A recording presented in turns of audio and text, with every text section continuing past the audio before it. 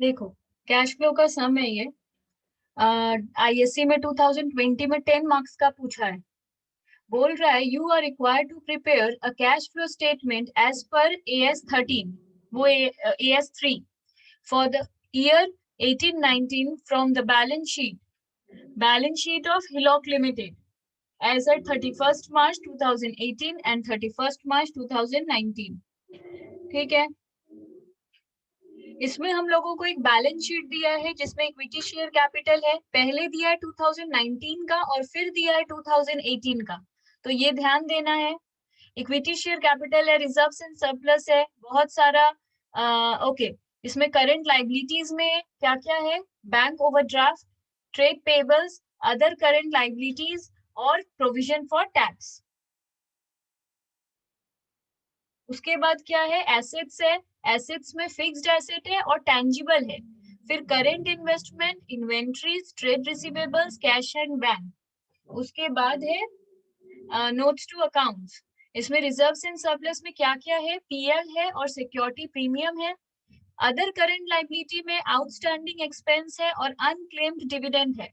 Unclaimed dividend वो dividend को कहते हैं जो हम डिविडेंड दे दिए हैं पर जिसको दिए हैं, मतलब जो शेयर होल्डर को हम दिए हैं वो लेने ही नहीं आया अपना डिविडेंड, तो मेरे पास अभी भी पड़ा हुआ है कि जब आएगा दे देंगे।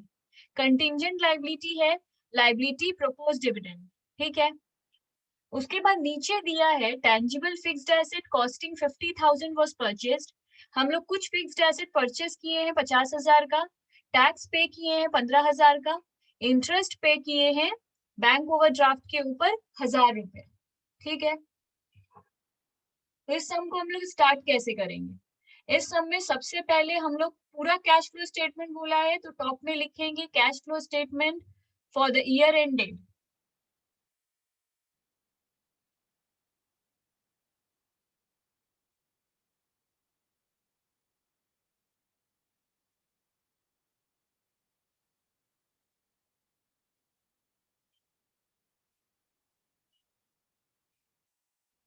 सिंपली सिर्फ इतना लिखेंगे, फिर पर्टिकुलर्स और 2 अमाउंट कॉलम।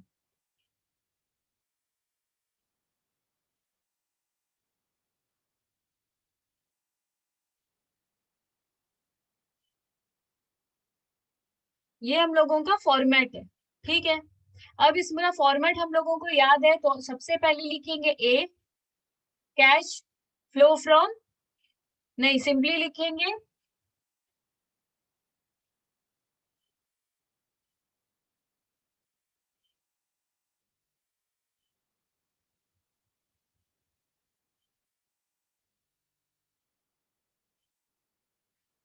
तो सबसे पहले लिखेंगे cash flow from operating activities.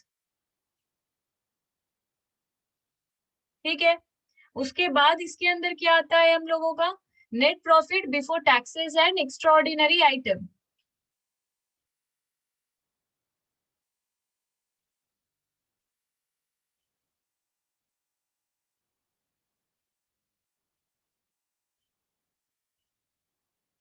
अभी हम इसको शॉर्ट में लिख दिए एक्स्ट्रा ऑर्डिनरी आइटम को, पर एग्जाम में फुल फॉर्म में लिखना। उसके बाद लिखेंगे एडजस्टमेंट्स फॉर, पर यहाँ के बाद सबसे पहले चले जाएंगे इतना तैयारी करके वर्किंग्स में। हमेशा इतना तैयारी कर लेंगे और फिर चले जाएंगे वर्किंग्स में। ये पूरा फुल एक पेज छोड़ दो। इसके बाद हेडिंग दो वर्किंग्स।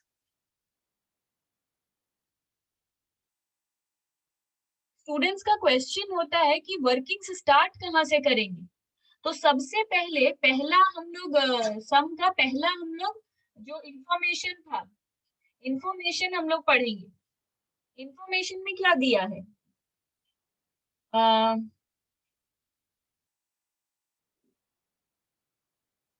टैंजिबल फिक्स्ड एसेट हम लोगों ने परचेज किया है। अगर हम लोग फिक्स्ड एसेट परचेज किए हैं, नीचे जो भी वर्ड देगा उसका हम लोग अकाउंट बना लेंगे। जो भी चीज नीचे भी देगा और वही चीज ऊपर भी रहेगा बैलेंस शीट या नोट्स टू अकाउंट्स में, मतलब हम सम्स जो दिए हैं उसमें बॉक्स बॉक्स बना हुआ है, बैलेंस शीट है, कुछ नोट्स टू अकाउंट्स है, वो सब में अगर कुछ भी वो चीज का ओपनिंग क्लोजिंग है तो हम लोग उस चीज का अकाउंट बना लेंगे। तो नीचे हम लोग नंबर 1 में क्या पढ़े? Fixed asset. ऊपर बैलेंस शीट में फिक्स्ड एसेट का ओपनिंग क्लोजिंग भी है तो हम लोग फिक्स्ड एसेट का अकाउंट बना लेंगे।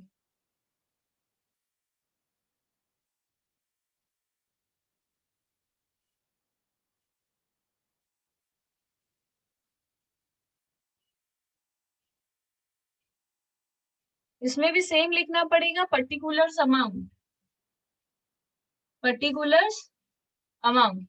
इसमें ओपनिंग बैलेंस एसेट का किधर होगा, टू की तरफ, तो टू बैलेंस बीडी।